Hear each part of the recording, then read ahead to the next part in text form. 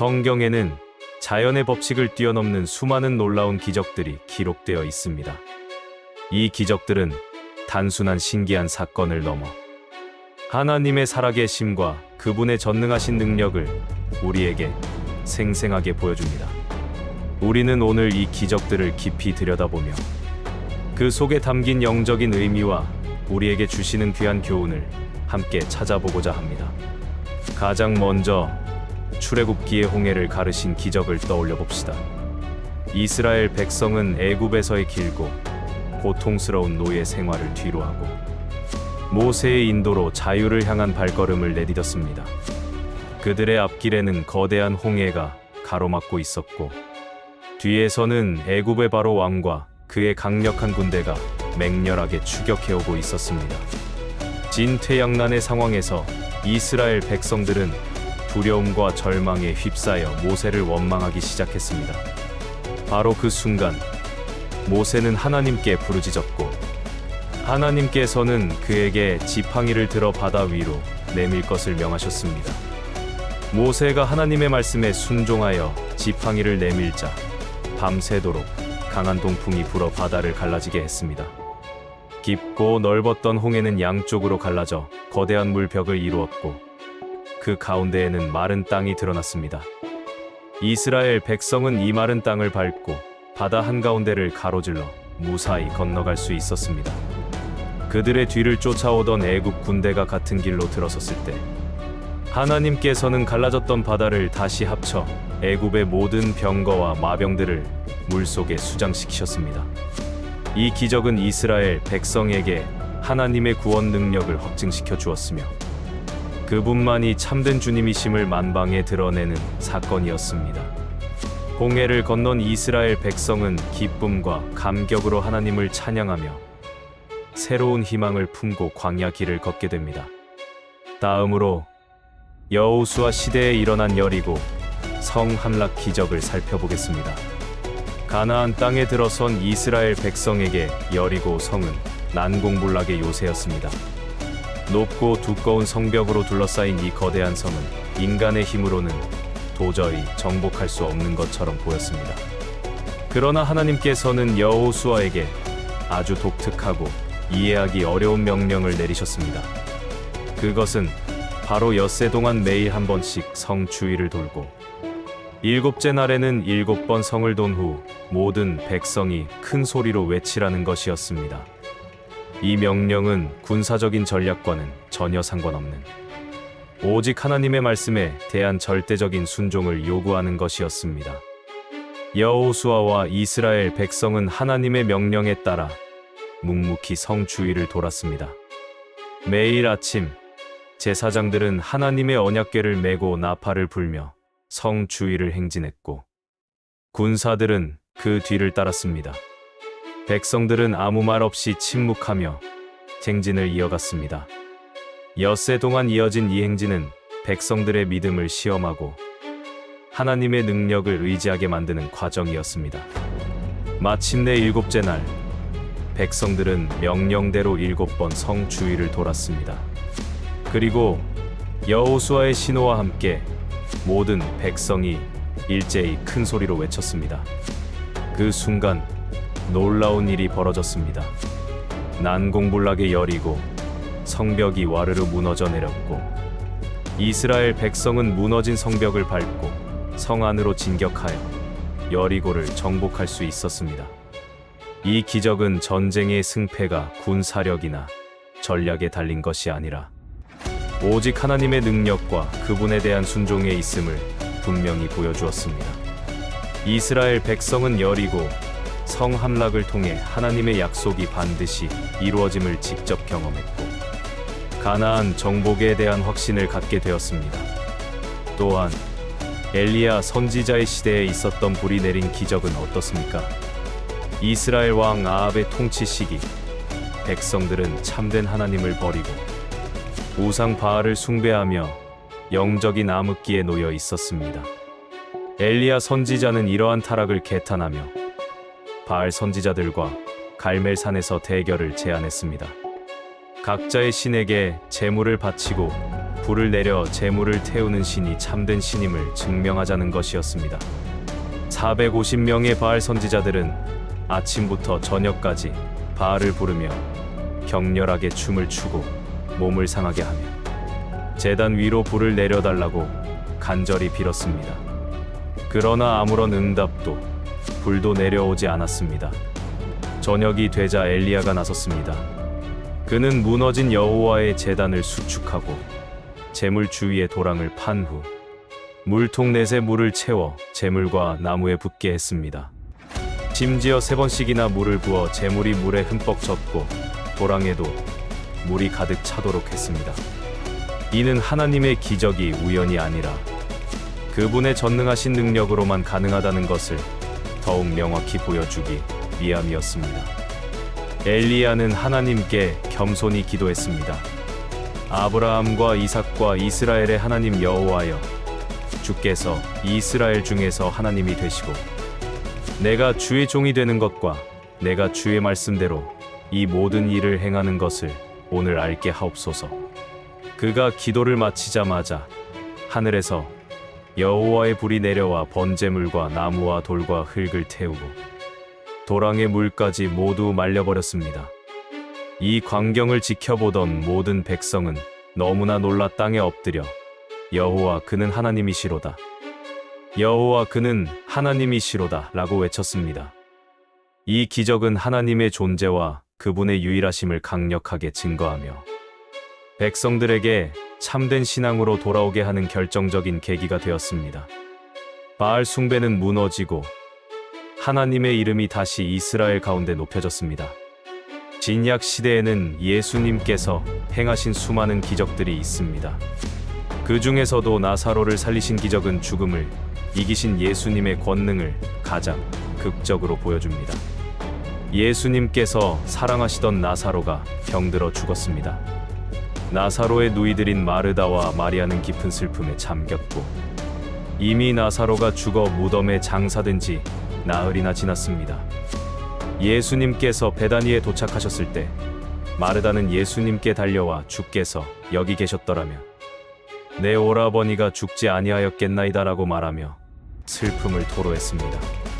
예수님께서는 그녀에게 나는 부활이요 생명이니 나를 믿는 자는 죽어도 살겠고 무릇 살아서 나를 믿는 자는 영원히 죽지 아니하리니 이것을 내가 믿느냐라고 말씀하셨습니다. 마르다는 주여, 주는 그리스도시요 세상에 오시는 하나님의 아들이신 줄 내가 믿나이다라고 대답했습니다. 예수님께서는 나사로의 무덤으로 가셨습니다. 그곳은 동굴이었고 돌로 입구를 막아놓은 상태였습니다. 예수님께서는 돌을 옮겨 놓으라고 명하셨습니다. 마르다는 이미 죽은 지 나흘이나 되어 시신에서 냄새가 날 것이라고 염려했습니다. 그러나 예수님께서는 내 말이 내가 믿으면 하나님의 영광을 보리라 하지 아니하였느냐라고 말씀하셨습니다. 돌이 옮겨지자 예수님께서는 하늘을 우러러 감사 기도를 드리신 큰 소리로 나사로야 나오라 하고 외치셨습니다. 그 순간 죽었던 나사로가 수위로 쌓인 채로 걸어 나왔습니다. 그의 얼굴에는 수건이 감겨 있었고 손과 발은 세마포로 묶여 있었습니다. 예수님께서는 주변 사람들에게 풀어놓아 다니게 하라고 말씀하셨습니다. 이 놀라운 광경을 목격한 많은 유대인들은 예수님을 믿게 되었습니다. 나사로를 살리신 기적은 예수님께서 죽음과 생명의 주인이시며 모든 것을 통치하시는 하나님의 아들이심을 명백히 보여주는 사건이었습니다. 이 기적은 예수님께서 십자가에 못 박혀 죽으시고 사흘 만에 부활하실 것을 미리 보여주는 예표가 되기도 했습니다. 또한 예수님께서 오병이어로 5,000명을 먹이신 기적은 또 어떻습니까? 예수님께서 갈릴리 바다 건너편으로 가셨을 때 수많은 무리가 그분을 따랐습니다. 예수님께서는 산에 오르셔서 제자들과 함께 앉으셨습니다. 유월절이 가까운 때였고 많은 사람들이 예수님의 말씀을 듣기 위해 모여들었습니다.